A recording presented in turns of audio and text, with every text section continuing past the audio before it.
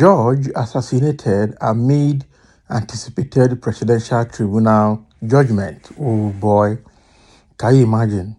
So a judge has been assassinated, okay, amid this awaited judgment of the Presidential Election Petition Tribunal. Are you sure? Now, wow, it's quite unfortunate. So former president of the Benue State Customary Court of Appeal, Mrs. Margaret Igbeta, has reportedly been tragically killed in her residence on Wanto Kwange Street in Makurdi, the capital city of Benue State. The tragic incident is coming as Nigerians anticipate the judgment of the Presidential Election Tribunal.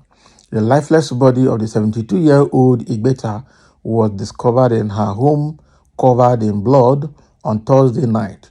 According to Daily Trust, it is suspected that she may have been murdered the previous day given the state of her body. Her corpse was found in her house situated across from the Benue State University College of Medicine along Boko Road in Makurdi.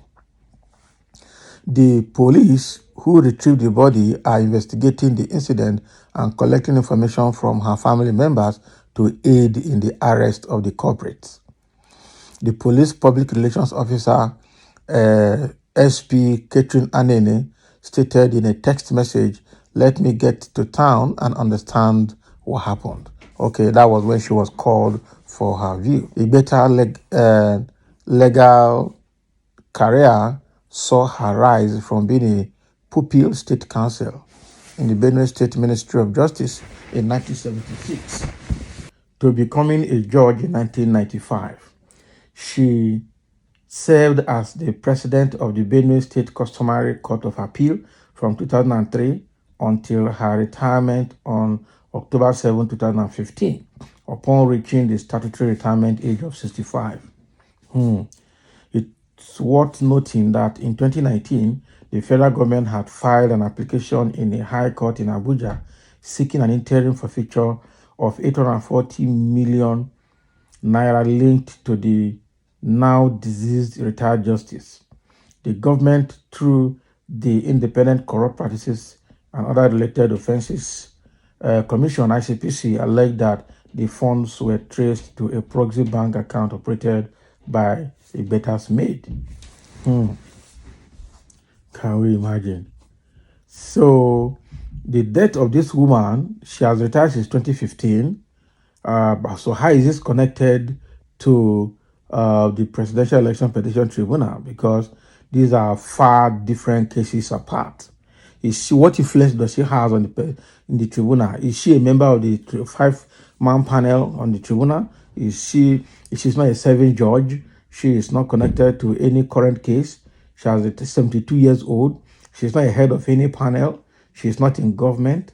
So I think this assassination must have been something else and unknown to anybody.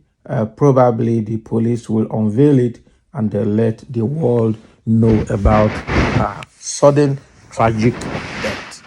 Okay. For her to be murdered in cold blood in her house at that age, 72 years, there must be certain involvement that is very far from the eyes that nobody could be seen. Okay. So there is a recall in history here where 840 million naira fraud or forfeiture was linked to her maid's account in those days. That was in 2019. Okay. So only God knows how she grew, how she got to the peak of her career and how she retired, what she was involved with. Only God knows the stones she has stepped on and the transactions she has done with people. So only God knows. Maybe somebody is taking vengeance on her. We don't know. But the fact remains that the source of her death is still not known to so many people. Okay? But again, I'm struggling to connect this with the ongoing Presidential Petition Tribunal. That is the truth. Okay. There are a few comments and reactions here. Somebody saying, for us to get rid or reduce crime in our society, the judges must do the right thing. When judges are bought by rich criminals, they put their lives and their people in danger. They are election tribunals ongoing. Okay. The judges should disqualify who have criminal issues, okay, by now our issues them surrounding them. Now, wow. Get rid of bad people in government. The society progresses when the right people are in authority. Killing of people will drastically reduce. So probably what this guy is trying to do is connecting this lady's death to probably proceeds of crime or probably bribes she has collected in the past without necessarily delivering the required or anticipated service. Okay, when you allow people who have acquired funds to buy judgment from you with their illicit funds, you put your life on the line. But that is just insinuation or assumption. Only God knows what must have happened to this lady. Just for us to read your write-up, what has the storyline got to do with the Presidential Election Petition Tribunal? The same question I was asking, actually. The storyline has nothing to do with the headline. That is true. The content is far from the tribunal. So why did you connect it to the tribunal? This is something like, how do I put it? Clickbait? Only God knows. Journalists want to connect the killing with presidential tribunal, but I think it is not. Okay. All I see is LUP, LUE, go and prepare for next election instead of wasting your money every day. Can you imagine?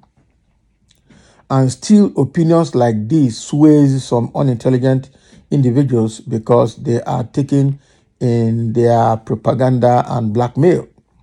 Okay, I'm reporting this writer and at the same time I'm blocking it right away. That is it.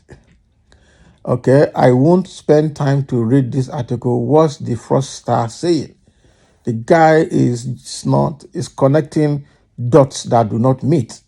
What has her killing got to do with the Presidential Election Petition Tribunal? These microblogging spaces have been taken over by the alarmists and blackmailers. They just coin opinions to satisfy their warped innate interest. Exactly. A deep look at the write-up makes the author smell obedient. Can you imagine? Eh? Say everything they will connect it to obedient. It's not obedient. That is it. So that is what is happening to the death of this retired judge in Benue State. I think the case is still being investigated by the police until the details emerge. Thank you for listening and let's have a comment.